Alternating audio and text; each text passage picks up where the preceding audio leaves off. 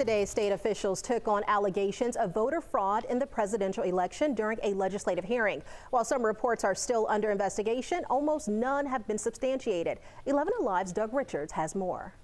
State officials have generally debunked voter fraud allegations, but in this instance, they did so very specifically.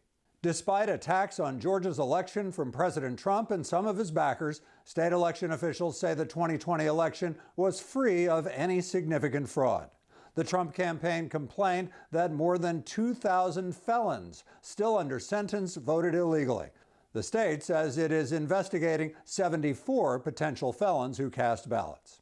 The Trump campaign claimed 66,000 underage people voted. The state says the actual number is 0. There was 4 people who requested a ballot before they turned 18, and they all turned 18 prior to November 3rd, which means they're allowed to vote. Brian Germany is legal counsel to the Secretary of State. He spoke virtually with members of the House Government Affairs Committee. Germany says the Trump campaign complained that more than 2,400 unregistered people were allowed to vote. He says the actual number is 0.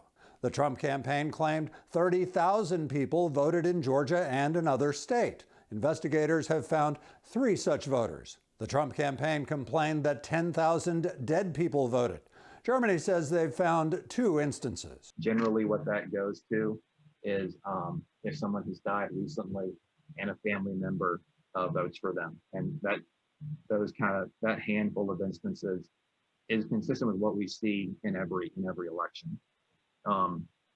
Again, it's not okay. The Trump campaign also complained about absentee drop boxes, with alleged ballot harvesting by people illegally dropping armloads of ballots. Germany says video reviews have found none.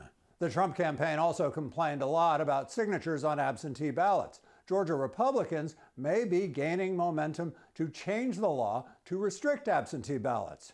Tonight on 11 Alive News at 6.